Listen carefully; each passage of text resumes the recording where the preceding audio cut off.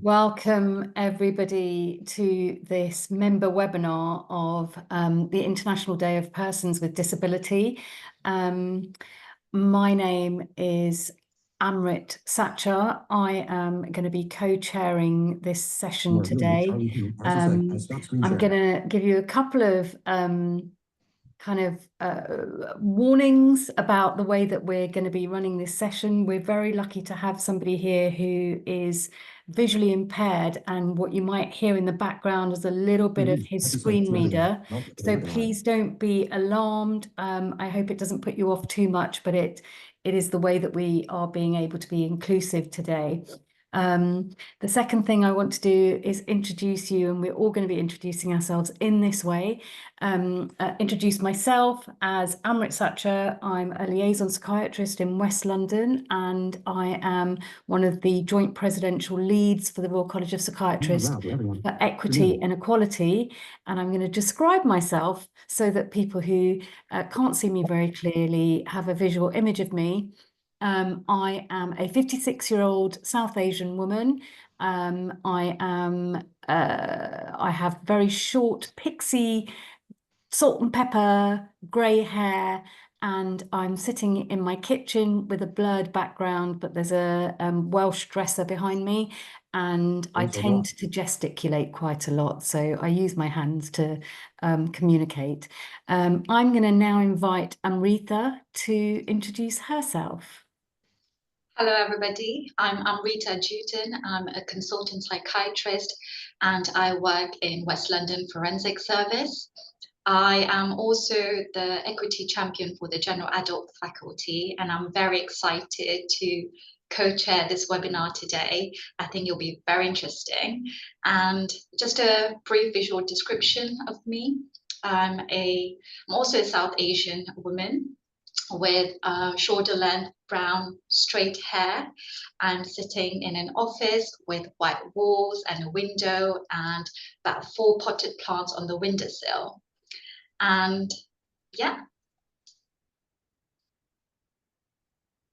Thank you so much, Amrita. So this is 2024 International Day of Persons with Disabilities, and the theme this year is about how people with disabilities can be an important part of leadership and inclusion. And we are really lucky to have 2 speakers with us who exemplify excellent leadership through all of their actions. So I'm really, really grateful to have them here with us today. I'm just going to tell you a little bit about the way that the session's going to run. We will have a talk by our first speaker, and then a talk by our second speaker, and then we will have some poetry, and then we will go to question and answer in the last 15 minutes or so. So please do use the chat function to add your comments and to ask any questions, which I'm sure there will be lots of. And then we will end promptly at 4 o'clock. Can we go to the slides then, please? So this is a picture of Onikepe Ejete. She is a wonderful member of our college. She unfortunately passed away a year ago. She was, I was very honoured to chair this very webinar a year ago on disabilities, and Onike was one of the speakers on that webinar, and she spoke immensely powerfully. She pulled no punches. She was an amazing advocate for disability rights and for being taken seriously, and yet she did it with grace and humility and charm. You couldn't help but be bowled over by this wonderful woman. And it was only a day later, after the webinar last year, that Onike unfortunately unexpectedly passed away. So we are dedicating our work this year all to Onike with the blessing of her daughter. So Onikepe Ejete, a wonderful psychiatrist and disability rights activist. Next slide, please. So the title of today's talks or session is Blurred, and you will see why we're talking, why that is the title. It's very much about disability inclusion in medicine, and we're going to be hearing from two speakers who have created their path through adversity to make sure that they are included in their journey in medicine. And I'm going to hand over to Amrita now to introduce our speakers. Thank you, Amrit. As Amrit was saying, we've got two amazing speakers today. We've got Dr. Sharad Philip. He is a psychiatrist in India and a family medicine practitioner, and he has also trained in medical ethics and law as well as human rights and law. He is an assistant professor at AIIMS, which is the All India Institute of Medical Sciences. And Dr. Philip is also a person with lived experience of a severe visual disability due to retinitis pigmentosa. Sharad, is there anything you would like to add to that? I don't think I can. There's nothing else to, and I think the journey will tell more than what is there. Would you like to give a brief description, a brief visual description of yourself? Sure. So I'm a middle-aged man, and I'm sitting in my study room, and I'm wearing a plain shirt with some abstract designs on it.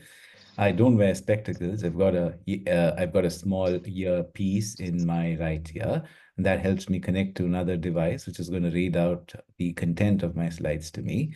And it's about 9:30 here in India. That's it from my side. Thank you so much for making the time.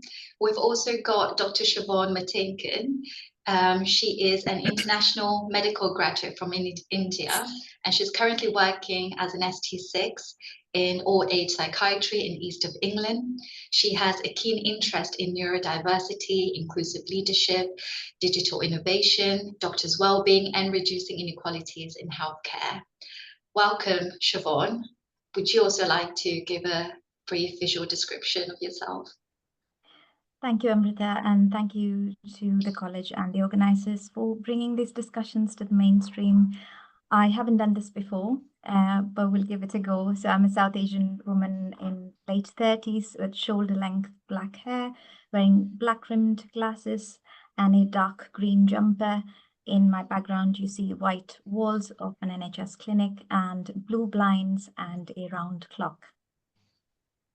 Thank you. And thank you so much, Shevonne, for inviting Sharad to talk to us today. Would you like to share how you first met Sharad and what inspired you to invite him to join us today? Yes, thank you. So I only met Sharad at the World Congress of Psychiatry a few weeks ago, where shout out to our colleague, Dr. Ramya Vadivel, and our dean, Professor Subodave, who chaired the symposium. It was us meeting to give a talk on doctors' mental health, and we called it Voices from Within the Profession. It was a lived experience session. And during the course of those few days, I learned so much from Dr. Sharad Philip, and we learned a lot collectively, both in terms of similarities and also differences in all our experiences. And I'd like to tell you more about that after you hear from Dr. Philip in the session. And I felt really strongly that his message needs to reach a wider audience, a global audience, and our audience in the UK. So thanks for doing this. Great, thank you. I'm just going to hand over to Amrit to introduce the presentations from Sharad. So Sharad, I'm going to invite you to tell us your story, and then I'm sure we'll have lots of things to ask you after that. So over to you, please. Thank you. Super, Amrit. Thank you so much for having me on this platform, and thank you so much for giving us a chance to talk about disability in as medical professionals, and more so, thank you so much to the RC Psych for mainstreaming discussions of psychiatrists with disabilities, and I will tell you more through that. So the title of my talk is Written Off, and through the slides and through what I will tell you, I will try and explain to you why I call it written off. And I'm talking about trying to incorporate the stories of adversity. We all talk about disability as part of diversity and all of that, but somehow, somewhere, where is that adversity and what is being done about that adversity? And that adversity um, uh, belongs to even all of us as a society to learn from how it's being talked about and how it's being dealt with and how it's being coped with. So yeah, over to the next slide, please. So this is two images which are there where questions are posed, right? And these are actual newspaper news article headlines. So the first one on the left asks that can a blind doctor become a psychiatrist? And this was something that came up somewhere around late 2022. And this was with regard to one of the doctors who had seen an article about me and then had decided to pursue their post-graduation in psychiatry after 5 years, 6 years of qualifying as a doctor and then not wanting to do anything because of having lost his vision through his internship, or what you would call as the foundation training. And it's this doctor's article which you see on the right side, where he's been enabled to go through and access training in psychiatry. As we speak now, he is going to give his exams in another week. And it's been a delight knowing that there are many people who want, even with their disabilities, who want to get into psychiatry and who want to use and leverage their lived experience for so many seeking mental health service users. Right. So in this, what I was trying to point out, and the most poignant things here was that there were people who were not disabled who were trying to examine and decide for whether this a person is a suitable psychiatrist or not, and all of those things. And then, justice came through only the judicial means, because as a society, as a profession, we have not yet evolved or developed. Evolution is more of an accidental thing, but we've not developed enough to recognize and understand lived experiences as much as we should. And the primacy that needs to be given to lived experiences is just missing. I say that in a very critical way and a tone, but I do not mean that as an indictment at all. It's just something that we need to use for reflections, right? So I'm going to ask for the next slide, please. Right. So that's a small article about me. That's the article which was the culprit, which got that person to move off their bench. This came out in 2018.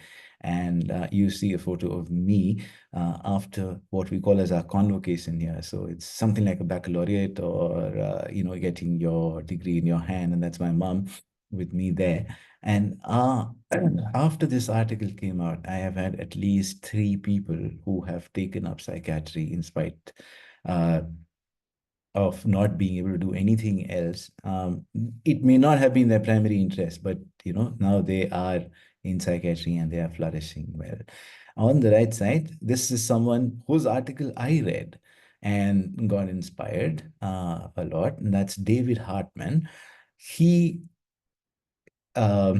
he was someone who came out magna cum laude in the US way back in 1976 to 1980. And he did this without any of the tech that I had at my for my use. He was using tapes and he was recording, people were recording for him and he was listening to that. And he's been providing mental health services for more than 4 decades. And, so this whole thing of, seeing one person's experience and some of it being reported, triggering a chain reaction. Now, that's where Shevonne's message saying, Shevonne's suggestion, this needs to go to a wider audience. I was thinking, yes, this needs to, and what's better than, mainstreaming this discussion on IDPD. Right. So that's the things that I wanted to tell you about how I also got influenced by a certain article and then, went about looking at this as an approach. On the next slide, please. What I want to show you are that there are many podcasts that you can, access through any of your streaming platforms, whichever is there. And you will actually see there are podcasts from other psychiatrists with disabilities. And here you have two wonderful people. And Dr. Marley Doyle and Dr. Ruta Nonax, they both have shared their their life journeys and their perspectives of being psychiatrists with visual disabilities. Mind you, all what I've shown you till now are people with visual disabilities. And they have flourished, they have done very well in their fields. And I would take excerpts of what they're saying. I just wanted to point out that these are available for you to look through, and we can make these links available as well through the slides which will be there. Pardon me, I've just got a little bit of a cold setting in. Right, so on the next slide, right, so you will see two more Indian doctors. Now, on the left one, you see a doctor who has had Duchenne's muscular dystrophy. He was featured in one of these magazines, and his entire life story was written up. He's now a faculty with a medical college in the southern Indian city of Bengaluru. And, he talks about how his journey has been extremely arduous just to get up and get into his routine. He has to spend about 3.5, 4 hours. Now, on the right side, you see another doctor here. Now, he's had a spinal cord injury, and he's going to become India's first child adolescent psychiatrist with a disability. And he's actually quadriplegic. He finds it very difficult, to do a lot of things himself. And so he needs someone to help him. He needs an assistant to do that. But then you're seeing him interact with patients, you're seeing him interact with families, and he's bringing succor and solace to a lot of needy people. So I want you to also see on the next slide, please, two people again who are not visually disabled. I'm just trying to bring in more of the discussions, trying to open your or broaden your horizons to look beyond the visual disability, just to expand and include all the disabilities. Now, here you see two doctors, two famous psychiatrists from the US. One's Dr. Edward Hallowell. He's the author of this Driven by Distraction book, and he's one of the foremost experts on ADHD, being a person with lived experience of ADHD himself. And you see one of the most vocal proponents of recovery dialogues, Dr. Daniel Fisher, himself revealing about his own lived experience with schizophrenia and how he's mainstreaming discussions of recovery. It also brings to mind someone closer in the UK, that's Dr. Patricia Deegan. I don't think she's there anymore. I'm not sure though. As a clinical psychologist, she also had lived experience of mental health issues, and she, along with William Bill Anthony, and brought out a lot of things about the recovery perspectives. Right. So what I'm trying to expand your horizons to include is see these various journeys. They're not the same. They're different people. They're different adversities. They're different disabilities, and they have different ways of getting where they have gotten. And so that's what I want you to see on the next slide. Right? So what's been written of? Here's what's been written of. we've ignored their lived experience. Everybody talks about this in terms of, oh, they've overcome their disability, or they've achieved so much in spite of their disability. But no one really understands that they've probably solved 1,000 more problems than any one of us has before they got there. And there's a lot that is there in terms of the cumulative human potential in being able to address issues, in being able to understand how they're practicing, how did they train, what worked for them, what didn't work for them, how did we include them, how did we exclude them, what brought them to psychiatry, and what motivates them to stay in psychiatry and continue to do all this good work that we are all doing. So we don't know answers to this. We don't have any chronicling of this going on. That's the travesty.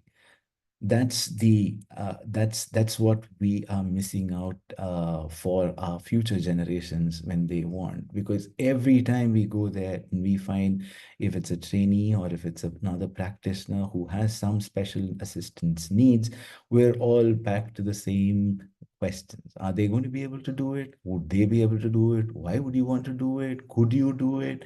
All sorts of questions that we have in our minds, probably as trainers, probably as colleagues, peers, maybe even as junior colleagues. Right? They've been extremely resilient. They've solved and they've come, they've coped, and they've, strategized, and they've done things. And probably a lot of where they wanted to be is not where they are, or a lot of what was given to them is what they have taken up. Probably, I'm not sure about that. But that's something that we need to understand. We need to chronicle that, and we need to make sure that we're not doing this to future generations of trainees. And sorry, I just want you to see on the next slide, please, the narratives. Now, this is something that Dr. Vidur sent in, and with his permission, is sharing this. And this is a very poignant share that he's made about. He's talking about how, navigating the initial years after the injury was extremely difficult, and how completing, he's in medical school, he's training in medical school, and then sometime after, in between his course, he has this sort of an accident, and after that everything changes. It's a life-altering thing, and how he has to cope after that is extremely demanding. I mean, any one of us, if we were not trained for it, if we were not up for it, we would not be able, I could not fathom myself as to how, how much of physical exertion this entire process would require. I mean, using just accessory muscles and things that you would normally do are not available to you. And that's what he's trying to tell. And in spite of that, the issues which he's facing over there, he's had to look for solutions himself. He's brainstorming this, and the only people who are available to him are his immediate family. So when you see on the next slide, please, that's his narrative continued. He talks about how the academic assessments and the academic journey was extremely arduous for him. He literally had to take, every ounce of help that he could get from his family, to get from exams, to be able to read, to be able to write, to be able to. So he tells me that, if he writes for a little bit of time, he gets fatigued. And to imagine that we have such lengthy notes that we write down, and how does someone overcome this? And why have we not changed that process for these things, for making it better? So on the next slide, so I want you to see that this is what he talks about in what all his daily routine contains. And he talks about how his routine involves getting himself ready and being able to get in, get into work and be there. And once he's at work, it's not very easy, to get all the things, and then knowing that they are there, they are letting him do that. That's one thing, but not being included, not being socially accepted. So how can someone have, function at their optimal levels when they're looking at this society not including them, society always enfeebling them, telling them, they can do this or they cannot do that, or this would be difficult or this would not be easy. So the aspects of facing people with your limitation makes it so much more difficult, because I wouldn't want to be known or seen for floating malfunctioning eyes. I mean, there's more to me than that. There's a lot that is there to Dr. Vidur as well, apart from the body that it is not cooperating with him so well. But people just restrict at that. People look for the differences, and those differences seem the biggest, and they don't connect at a level of being human. And that's true even as psychiatry colleagues, that happens. And I don't think we can delude ourselves by thinking that, no, that's not how it is. Right. But all of these things are something that we can put together, and add our own stories of resilience and how we've coped through that adversity, and bring out something which is so much more better for another person. So I want you to see on the next slide that this is my message, and it's high time. We need to change. It's time to change. We need to acknowledge that there are so many people around us, right? And that there are laws which are there. And I congratulate all of you in the UK. You're one of the countries which has taken and ratified the optional protocol to the United Nations Convention on the Rights of Persons with Disabilities. Now, Article 27 directly deals with our profession. It talks about how we need to make inclusive space, an inclusive workspace, which is there, where we are allowing for full, effective participation, and we're promoting equality, equality of opportunity. So all of that needs to come through here on this. And there's a lot more to the UNCRPD. I wouldn't want to bore you with those details, but you've got a wonderful EDI team here, and they can always let you know about things, about the universal design to curriculum, or standards in a hospital, accessibility and assistive technology that's available, reasonable accommodations and adjustments that's available. All of this is available with the team at RC Psych. So please reach out to them. We hope and we pray that we will also have such a robust infrastructure in the days and years to come. Now, I just want you to go on to the next slide, please. And I want you to see this share, this personal share. This is from Dr. Joottun on ACTS. She is one of the psychiatrists, visually impaired psychiatrists I told you about a little while earlier, who's done the podcast. And you can see how she is telling you about psychiatry, that, there is this air of, unconditional positive regard, of warmth and of acceptance. Whatever your life story, we're here to listen. We're going to make an effort to understand. And that's what probably draws people with disabilities to the same fruits or that we enjoy, we would like to give out too. And that's a very noble motivation, if you would ask me. And this is not a bad option. This is not something that belittles psychiatry. This is actually something that makes the entire profession look great. The entire discipline is enriched by having more people with lived experience.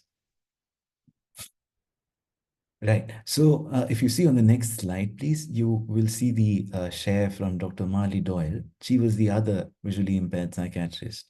Now, she talks about something which is very disconcerting, to say the least. She talks about how once you're in the senior echelons, it's easier to disclose about your disability. And I agree. And I tell that this is something that I would completely identify with. It's been easier because I now have people to do the grunt things that I needed to do maybe 10 years earlier.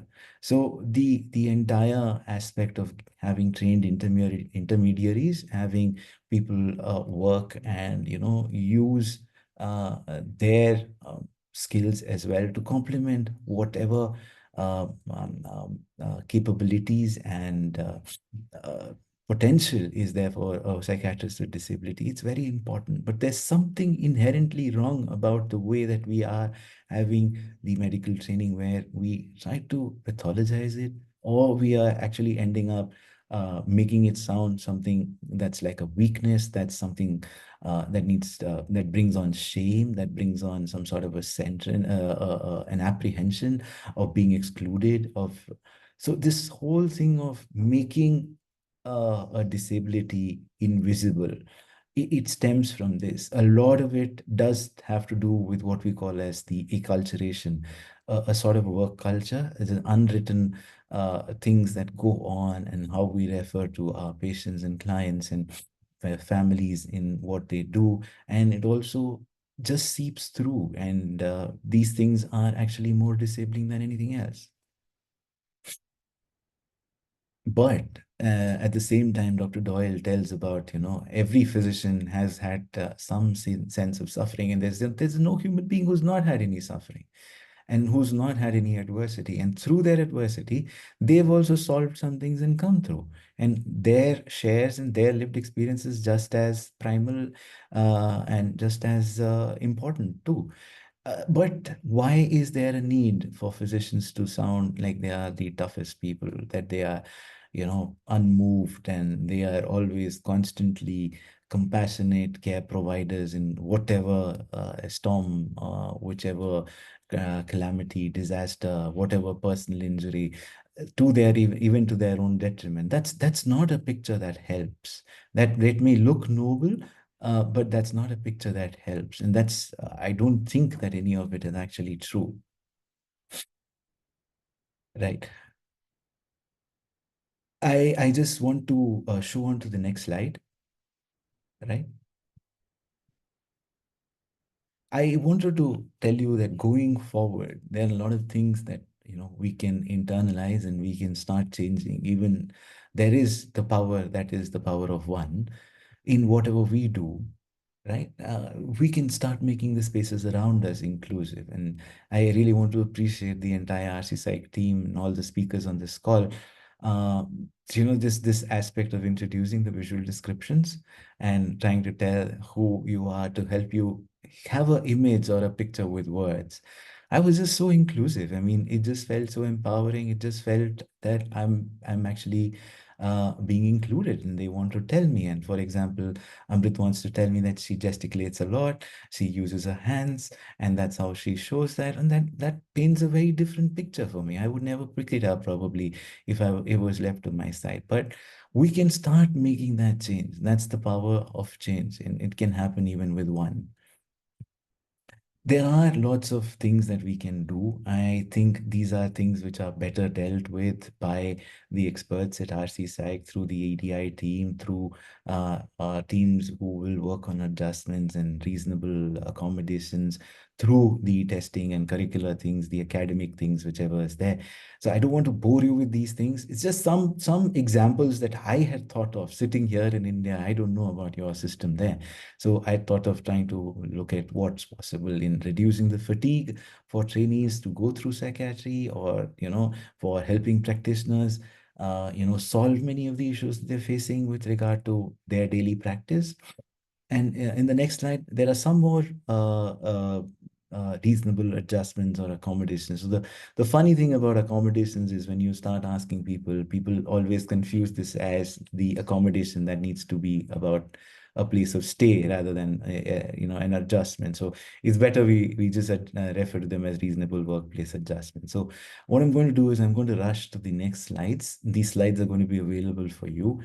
And I just want to reiterate that it's extremely important that we start having these discussions, be collaborative with psychiatry trainees who are, and psychiatry practitioners who are having some form of disability, some form of a psychosocial issue as well, to be able to understand and work with them to build a better, more inclusive profession, right?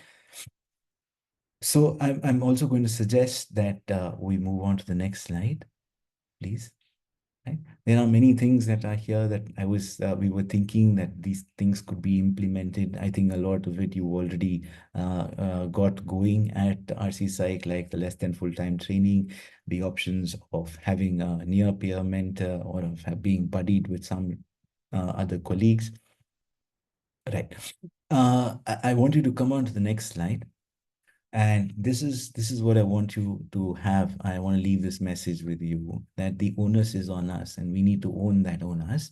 So let's look at the attitudes and what we can do. So I've mentioned some words here, this disability humility and disability justice. Disability humility just is a broad term to mention that we look at the lived experience more than we try to explain to a person with disability, this is what it is and this is how it happens. So we try to see with their lived experience. We give that primacy to the lived experience. And disability justice is there. We need to start incorporating that lens into what we're doing. Acceptance of disability as a diversity. So here, I just want to rest what I wanted to say here. And I think I think we've made a few steps of progress, and let's take it from there. Thank you so much for your patient listening. Back to you, Amrit and Amrita. Wow, thank you so much, Sharad. I've been through a roller coaster of emotions listening to you there. I guess just a couple of things that come up for me there is just we send people on training to be resilient, and actually here are people who are showing their resilience every single day of the week. And it also strikes me that the healthcare system across the world needs every bit of brain power and innovation that we can get. And so why are we excluding people? Why? There's a whole breadth of amazing innovation that we're losing sight of. And thank you so much for that. That was mind-blowing. Lots of questions for you in the chat as well. Very inspiring. I'm seeing lots of wonderful comments coming up. So without further ado, I'm going to invite Shevonne to give us her talk. Shevonne, over to you. Thank you, Amrit. So here we are. I want to start with some disclaimers that I don't consider myself an expert in ADHD. What I'm trying to do here in a very controversial and misinformation, debate-filled area of discussion is to try and convey what I learned about ADHD in psychiatry, but also importantly, what I didn't learn and what psychiatry didn't teach me about ADHD. And I want to share just 5 reflections with things to be signposted to. And I hope that you can take something away from that. I do want to also say that I'm very aware that as professionals with lived experience, we are speaking from a position of privilege, and this by no means is any intention to undermine anyone at any position in the spectrum. I know we speak about spectrum a lot more for autism than ADHD, but we've written more about this in the paper that I'll show you in a minute. So first reflection, next slide, please, Charlie. What hit me when I got diagnosed after my ST4 during burnout was that 10 years of being in psychiatry and sitting in various lectures about ADHD did not help me to pick it up in myself. And this is not an isolated experience. So there's an excellent paper by several members of the Autistic Doctors International group, which I've put at the bottom there, and they share these findings besides just my tweet in a proper research done paper, and they highlight that the sort of very deficit-based and outdated views of autism that we have as a profession didn't help those doctors to pick it up in themselves. And obviously this is about the wider healthcare that we're providing and the implications of that in also missing diagnosis in patients as well. So next slide, please. What I want to highlight is that from where I see it, it is important to not be defensive or aggressive about the neurodiversity movement. And I don't at all believe that that is the same as anti-psychiatry. So I don't want to open that rabbit hole. But what I'm trying to say is that we have the medical model, which is how we're taught as doctors. It is very deficit and pathology based. I've touched on that. I'm not saying we don't need the medical model. This is a condition that you prescribe controlled drugs in. There are lots of conditions that can mimic ADHD. There's a lot of misinformation out there. Of course, we need the medical model. But what we tried to highlight in the paper is that we also need the social model of disability to understand it in a slightly different way. And to say that co-production with people who have lived experience can bridge the huge gap that exists at the moment between these two ways of understanding ADHD. And I've taken up on myself this seemingly impossible mission, because in my 2+ years of trying to navigate this with no guidebook, what I've understood is that it's difficult. It's difficult because of all the debates out there. But I want to focus your attention away from the debates of, is it underdiagnosed, is it overdiagnosed, is it a disability, is it a superpower, to actually the people who are suffering because of how dire a crisis our services are in at the moment. And I think that's where we should focus our energies and attention to. Next slide, please. One of the things that I wanted to highlight as far as lived experience or training in psychiatry, and a lot more understanding is now happening about what is it like clinically presenting when someone has autism and ADHD in one person. And I learned a lot of this from colleagues who are autistic and have ADHD. And I follow a lot of lived experience accounts on social media and blogs, and they all say this, that often one gets picked up and not the other. And it's easy to see why, because we have separate services. We are taught autism and ADHD separately. We have separate services diagnosing them. People have to be on 3 waiting lists usually to get diagnosed with both. So it'll be the autism waiting list, the ADHD assessment waiting list, and then the ADHD treatment waiting list.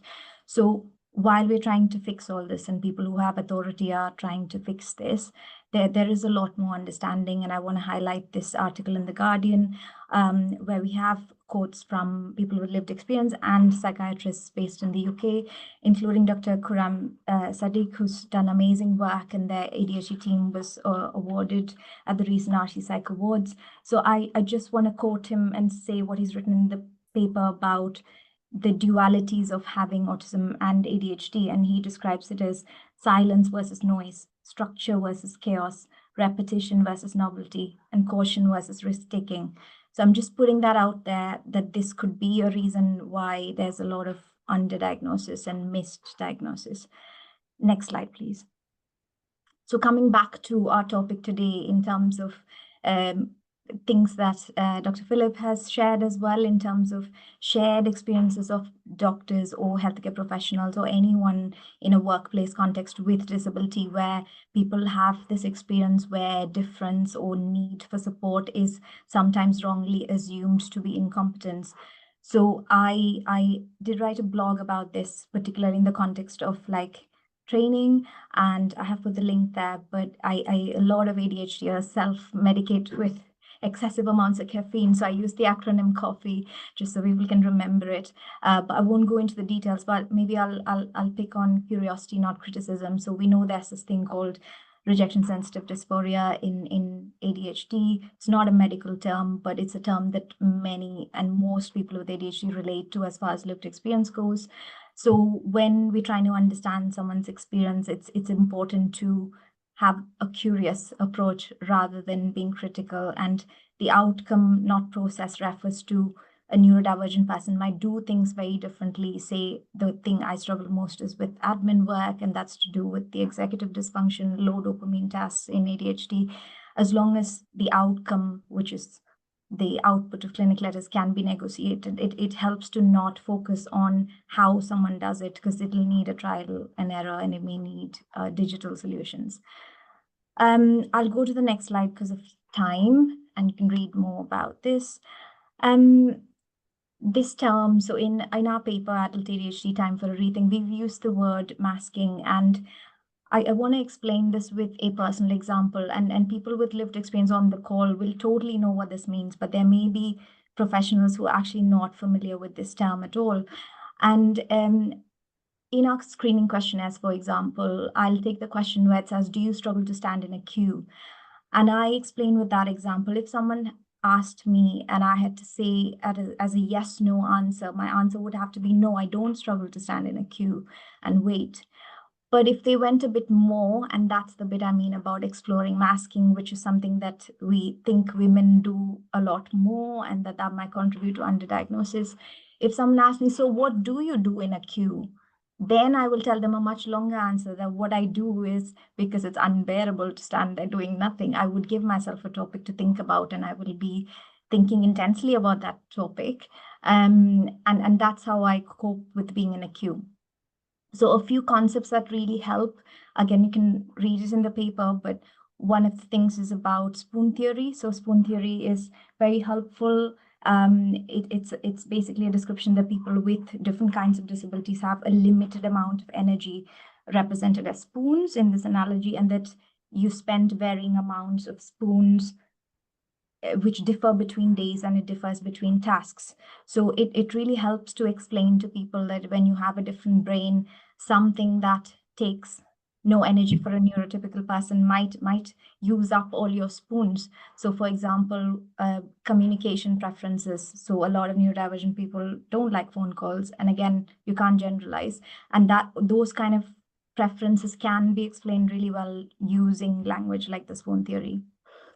The last thing I want to mention, because of time, because we have a lot of poetry to recite to you guys, is that intersectionality. So I think it's really important to understand this. So hopefully Dr. Sharad won't mind me sharing this. When we were discussing further, and there was a lot of shared experiences collectively about how when people have multiple characteristics where you're different or minoritized, it is sometimes complicated to know which is the reason why people say things to you or behave to you in a certain way. And I just joked to him saying, oh, would you come and work in the UK sometime just to see how the system's different? Maybe some things would be easier. I mean, just a casual question. And what he replied like really got me thinking. And he said, what if they don't let me do anything because they think I'm not capable? And that really stuck with me, and that made me immediately think of all the challenges that international medical graduates have coming to a new place, or starting a new job where you have to continually prove that you're competent even though you're different. So I'll leave you with that. And the next slide, please. This is self-explanatory, but I just want to read it out for those who won't be able to see it. The difference between diversity and inclusion is being invited to a house and being able to rearrange the furniture. Next slide, please. So this is my take-home message, that assume less, be curious, and ask more. So I just want to give a personal example for that, in that this isn't easy to do. Meaningful inclusion isn't meant to be easy. It is hard work, but I think most of us are used to hard work. I think we can do this. And when we met Ramya, Sharad, and myself at the Congress, and we did find it difficult how to understand each other, how to ask. For example, I didn't know the right words to ask in a non-offensive way to Dr. Philip. Sort of, how impaired are you? Like, do you want us to do anything different?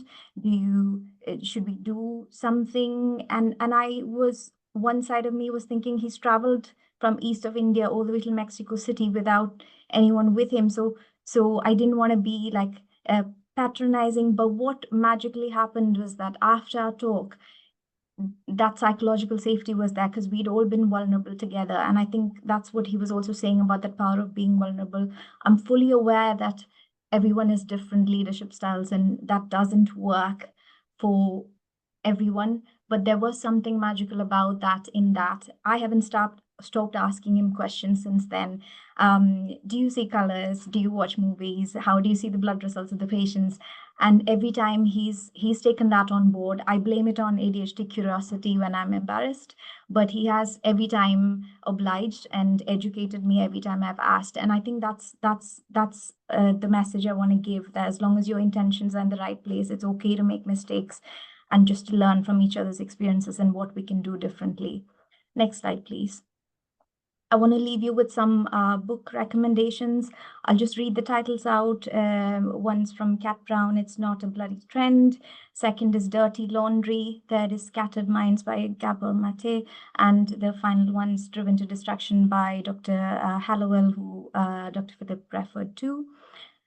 And the final slide, please. I want to end with this because every time I've spoken about this, and one of my main motivations for doing this is so that it gets easier for people who are more junior to me.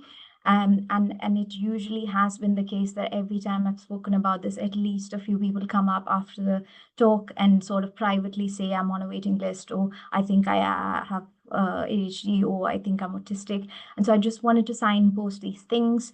And we are running a bit late, so I don't want to go into detail. There are a lot of Facebook peer groups, which are not to do with the RC Psych, but they offer a lot of peer support.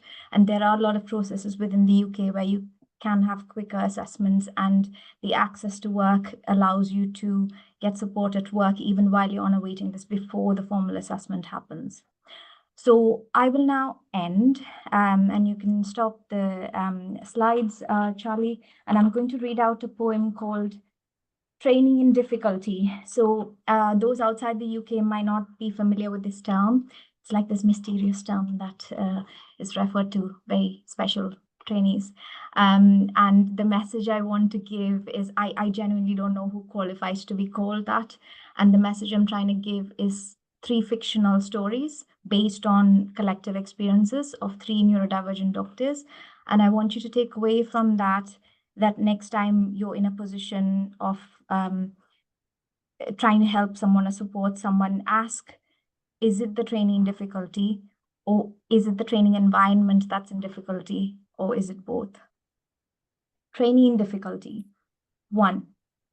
He had multiple exam failures, despite being a competent doctor in practice. Time management had always been difficult. Unable to progress to higher training, he was promptly given the label. A neurodiversity screening followed, which opened the doors to answers. Is there any medication to help? He asked. Yes, excellent medication, but there's a national shortage of it. Can I have reasonable adjustments in my exam? Yes, the Equality Act says so, but first a 5-year waiting list for formal assessment. 2. She never knew why life itself felt so overwhelming. A high-performing doctor who crashed with exhaustion on the weekends. Occasional feedback about being too blunt, inflexible, and unable to see others' perspectives. Complimented often for her attention to detail and diligence. Often found sat alone in a dark, quiet room when not working. 3. There was a constant battle going on inside their head. One side that enjoyed the routine one-to-one work in anesthesiology. The other chaotic side that got bored and understimulated easily. This exhausting internal battle lit the flame of burnout. When sleep deprivation of parenthood entered the picture, the plate started dropping. The flame turned into a raging fire. What is wrong with me? The autism masked the ADHD and vice versa. The conclusion was, you're fine, here's a leaflet. But I'm not fine. Can I have more support? No, you're not causing anyone any trouble at work. You've never failed exams. You're not suicidal, yet. You're not a training difficulty. Thank you. Thank you so much, Shevonne. I have known you for a really long time, and I've learned so much from you over the years, and I still learned more from this. It was really, really eye-opening and touching. Thank you so much. I'm going to hand over to Amrita now. Yes, thank you, Shevonne, for a very insightful presentation and moving poem has definitely given us lots to think about and reflect on. We also have a very thought-provoking poem written by Sharad. Would it be okay for me to share it with everybody, Sharad? Absolutely, Amrita. Thank you so much for taking that up. I'm not a very good reader, especially because I have to hear the text and then say it out loud. So I'm not very good with reading out. So that's why I would request you can read that. And just to give some background or context, this is something that I just wrote after one of my most recent assessments of my disability. And so in India, we quantify disability according to a percentage, so to speak, of marks, probably. So I have a certificate that says I'm 100% disabled. Yeah, so that's one of the times that I've got 100%. And so those were my thoughts that you're going to read out when I got that 100%. Can I just say something very quickly, because we are running behind our schedule. We are going to stay on, and for those of you who have to leave at 5 on the dot, we will answer all the questions asynchronously and maybe put them in with the recording when it's available for you. Over to you, Amrita. Great. Okay, so this is Sharad's poem. In life, some are gladiators, still some others true warriors. The distinction without a difference will desire be a furtherance. I was born a warrior, thought to bear any pain, learned to wield imagination as a sword. Today I feel an invalid. Today I realize it's all to remain a fantasy. That suffer I must more. The greatest pang is thus when dreams bigger than an omnibus. Grow wings to alight, shrieking, you are unworthy. There is in one moment, then death and decadence felt so strong, that life and all vital force ebbs away. One cannot dream only with vision. There needs to be sight as well, without either, and invalid. The greatest gong is of loneliness, the sense of impending brazenness. In one breath, I'll take in all this world, and burst out at the seams to consume all else. The most hurtful question always lingers. Why must I struggle and suffer so much more? There is the overwhelming tinges of macabre. It cuts worse than a stab. With dreams that abandon midlife, with nagging queries that are sores, with brazenness nipping at my soul, what must I do to wring out now my life?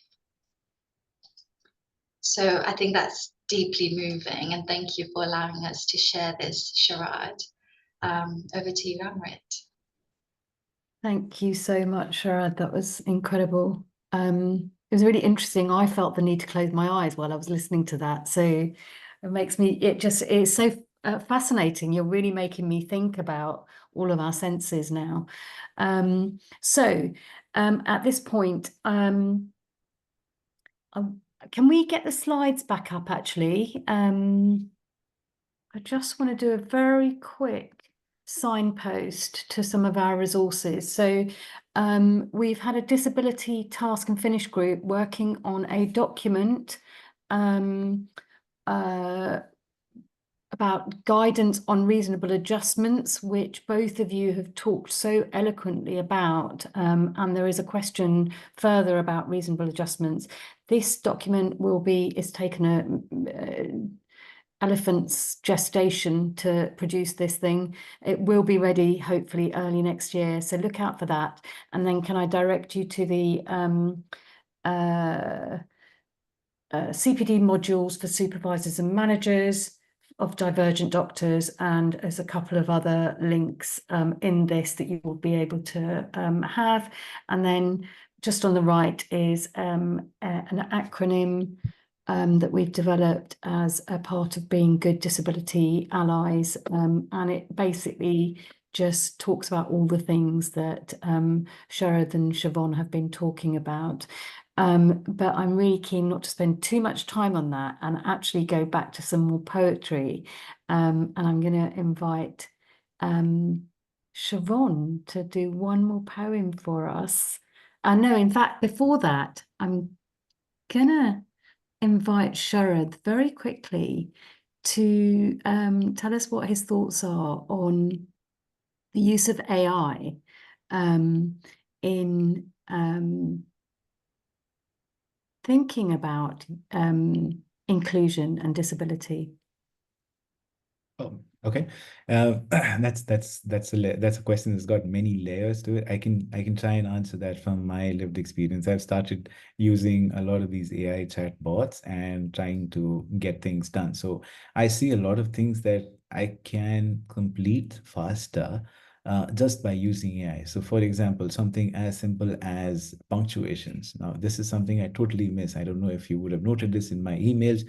I don't have full stops or periods or commas or all of those things, and that's when I am typing by myself. If, however, I put that same message through AI, it just gives me all the punctuations, and that's something that's so much more easier. I don't have to have that racking sort of a sense that, you know, my email is going to look or sound or read very inappropriate or you know. So that's the simplest thing. That's how simple, that's how small an act it can be.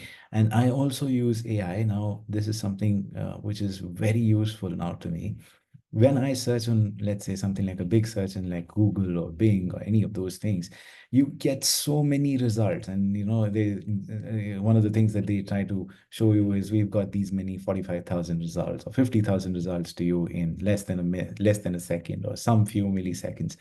Now, that doesn't help me. It's extremely cumbersome and tedious for me to go through all of that. However, if I just put through one of these things like ChatGPT or Gemini or any of the other things which are out there, no specific things to any of them, um, I can get very specific resources which I then want to read and then snowball. And so that's like almost having an assistant find you something and then being able to use that.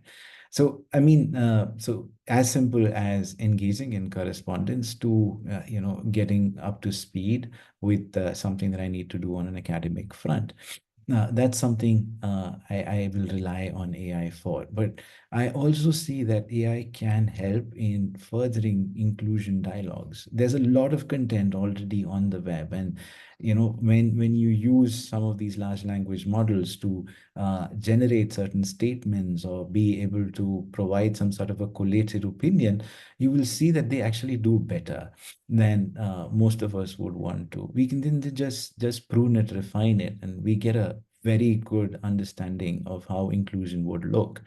I think also that one might be able to use AI, large language models, to even just check as to, okay, what sort of reasonable adjustments would be best for me, or to be able to get a pros and cons on, okay, do certain testing accommodations work for me, or are they available for me? So scouring through websites like that of the RC Psych, or let's say the APA, or any of these big boards can help, you know, and give you a good response. So that's my short share on that. Thank you. Thank you so much, so much interesting stuff there. But with that in mind, I'm going to invite Shevonne to tell us a last poem, and then Amrita will do something interesting. So thank you. And I just wrote in the chat as well that if people need to go, this is what's left and they can watch it back.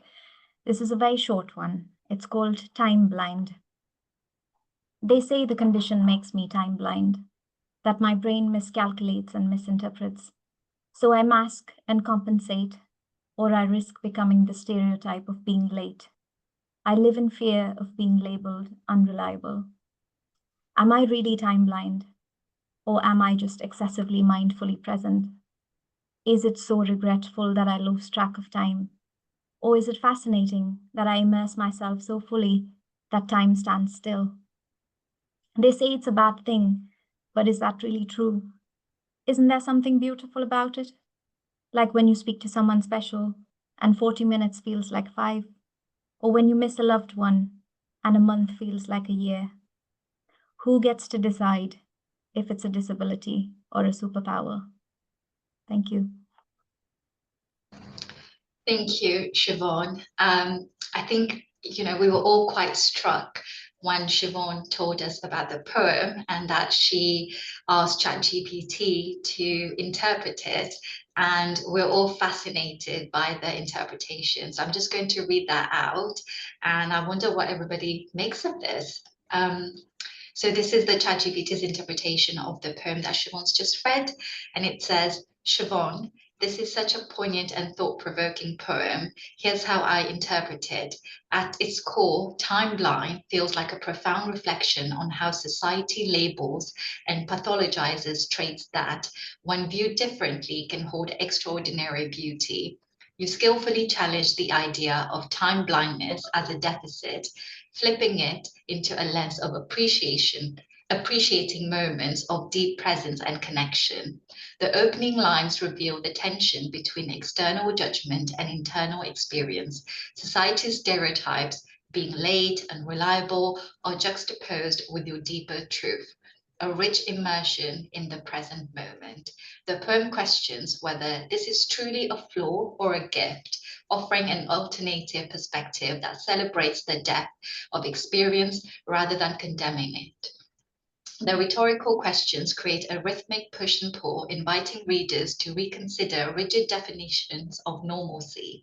Your example of time stretching or shrinking depends on emotions, whether love, connection, or longing feels universally relatable. It connects ADHD traits to something fundamentally human and deeply meaningful, bridging a gap between disorder and shared experience. The closing line is especially powerful. Who gets to decide if it is a disorder or a superpower? It feels both defiant and liberating as the reclaiming ownership of your narrative. It empowers not just you, but anyone who's ever been made to feel less than for how they experience the world. This poem reads like a manifesto, a celebration of what makes you unique, an invitation for empathy, and a call to rethink how we define normal. It's beautifully written, Shevonne, and I can see so much of your joy, of your voice and heart in it. I must say, I'm sort of tearing up reading that. I think it's very, very moving, and I wonder what everybody else think about that as well. So I think now we're going to head into our questions and answers. Thank you. And yes, there are people saying they found that very profound and very touching. So thank you so much. The questions are coming fast and furious. I'm trying to be democratic and going for the ones that have given some thumbs up. The first one I'm going to go for, because I think this is a really important question. Somebody's asked, they are confused by the concept of masking. Could you argue it's an adjustment adaptation versus a compensation, which is not necessarily pathological? Shevonne, do you want to take that? Happy to answer that. So how we described it as I said, it's not an official medical term, but more one that we feel needs to be understood in order to avoid misdiagnosis and late diagnosis. How we've described it in the paper is conscious and sometimes subconscious efforts to hide traits in order to seem normal or neurotypical. I hope that's a start. Amrit, could I add Yes, to that, please do. Yeah, I would like to tell you that masking is not just about ADHD or autism. It's also there for people with visual impairments. You can see people with moderate visual impairments or people who can just about make do with some levels of vision. They will attempt what they want to be able to do, but they do have mistakes. They do, like, so for example, if I'm able to see a little bit, I will try to go towards the light. I will try to follow a wall, and I try to keep that going. But if those things are not available, my way of coping then becomes something useless for me at that time. So this happens a lot with people who have invisible or seemingly not so apparent disabilities. If I'm not using a wheelchair, if I'm not using a crutch, if I don't have, certain of my limbs, it's easy for people to make out. But when there are invisible disabilities, a lot of things that we do, we try to appear as typical, not just neurotypical, as typical as everybody else. We want to blend in. We want to have the same abilities. We don't want people to come and ask us or think of us as any different, or be. There are a zillion thoughts that go through my mind before I ask for help. I don't want to be a burden. I don't want to be seen as different. I don't want to be seen as a dependent person. So there's a lot of masking that we all do in our own activities. And that's it. I want to echo what Shevonne is saying, that this is not something that we use as a medical thing. This is not to pathologize. There is no thing as a compensation versus an adjustment thing. It is just something as a coping behavior, as simple as that. Thank you. And I think the thing that strikes me about it, being married to an autistic man, is how much energy it takes. It comes with a cost. It's not neutral.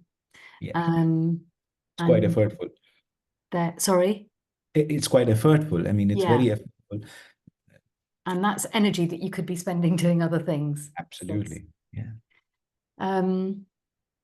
Another question, and I guess this is probably directed at Sharad, is how your disability affects the mental state examination at work. How do you adjust? Oh, I have to do a lot of adjustments because I'm not able to make out very well the expressions on the faces of people. So let's say the aspects of trying to understand the affect and the mood of the person, I have to do a lot of other ways of trying to understand that. So I've kind of taught myself to pick up things from the context, the background, the overall vocal tones and all of that. So it does take me a moment or two more to realize if someone's actually crying and they're taking long pauses. Yeah, but I'm able to get by. And so that's how I adjusted my mental state examination there. Certain aspects of noting things down or writing them down, I just make do without. I just remember those heads and I write them there. I also look at the aspects of general appearance in trying to look at the overall behavior. So let's say if there's someone with me, I'll just ask them to clarify and tell me if there's any catatonic movements or manneristic issues or postures. But I am able to pick up when someone's been postured for a little while, or there are some other features like adventitious movements or stereotypies. Not the small ones, small tics and all. I still rely on someone else to help me pick that up. I hope that answers the question. Thank you so much. Amrita, have you got any particular questions that you want to pick out?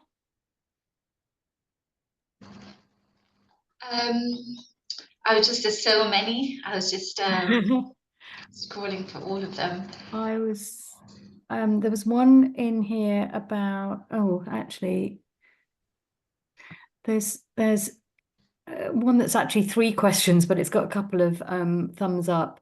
Do patients appreciate you more given your experience and motivation to overcome obstacles, succeed, and give back? To Sharad and then to Shevonne. Right. So I don't think I can answer that question directly, but what I can tell you is I've never had a patient come and tell me or come and go and tell anybody else, oh no, I don't want to see this doctor. In fact, most people ask particularly to come and meet me, and they do come to see that. Now, I don't know whether it's my disability, whether it's my training, whether it is some sort of, God's grace or any of these things. Now, it could be a mixture of anything, but at the same time, I just want to let you know that the one effort that I make is being open and wanting to be curious about their lived experience. And that's something that I'm attuned to. That's something that I'm very acutely aware, that I will not minimize that. I will not try to, overrun them with my experience or my sort of a experiential or professional wisdom or something like that. So being understood and being listened to, I think, is one of the most precious commodities that this world really needs. And we need that as much as it can go around amongst all of us. Thank you so much. For me, go on. Amrit, it's a personal one, but this is where I feel a bit sad about the fact that as trainees, as it stands in the UK, we don't have a mechanism to show patient feedback, and it's only supervisor and team feedback that we show. Because as I said in the poem, I'm fully in the moment when I'm with patients, which means that I won't be able to stick to the time allocated to me. So I need more time for admin, but I'm confident that I try my best. I wanted to be a psychiatrist since high school, but I guess where that also implies directly is where it actually helps, particularly in psychiatry, because I've not been quick to assume that anyone speaking really fast and a bit chaotic is having bipolar affective disorder. I have picked up ADHD and changed diagnosis with supervisor approval, of course. And now I'm trying to focus on like importance of old age psychiatry and undiagnosed neurodiversity. I'm doing a talk in the local team about that tomorrow. So yes, I hope it helps. Of course, there are challenges, but I guess we're trying to end on a positive note. So I'll say the positives. Thank you so much, Shevonne. I'm going to hand over to Amrita because I think we're beginning to lose people now. So I think we probably should end, but we will answer all your questions. So there's an interesting question here from Mohammed Basand. It says, good evening, Dr. Philip. Thank you for highlighting challenges faced by people with disabilities with your own story. How did you get the psychological support to face all these challenges and getting where you are at today? Okay, could you please repeat the second part of that question, please? How did Sure. How did you get the psychological support to face all these challenges and getting to where you're at today? Oh, thank you. I think it's along with one aspect of lived experience that I've not told you here is the immense support that people around you are there for. And I mean, and there's a lot of loved ones, there's family, there's mentoring and professors and teachers and peers and juniors. So for me, I will just give you an analogy, and this is for me like walking on a very dark road. So one of my earliest symptoms with retinitis pigmentosa was not being able to see in dim light conditions and not being able to adapt.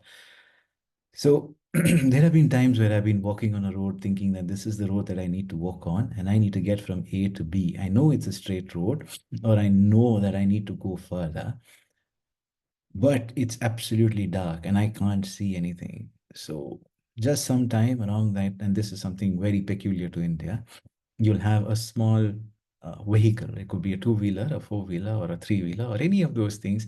Just comes a little bit. I know, okay, I can hear the sound. I need to go either to one side, closer towards one side of the road, and I then just go do that. And then that vehicle then just zips past. And there's the light that illuminates that path. And then I get a little bit to walk on. And then as I feel that, okay, I think I have reached the end of where I could see, I have another vehicle coming and showing me this. So the analogy that I want to draw from here, the parallel that I want to draw from here is that there are people who come into our lives who illuminate and who guide, who nurture, who cherish, who further you. It could just be one. It's not all the vehicles in the world, but it's just one vehicle that passed along on that road. So it's that one person or the one few people who pass along, and as they do that, they help you along, and it's an exciting journey there itself. There's a lot of adventure to it. So I got a lot of psychological support in that fashion. There have been people who've listened to me, heard me. There have been people who have encouraged me, who've talked to me, who've mentored and who've guided me. All of that. Thank you. And this is a big shout out to them too.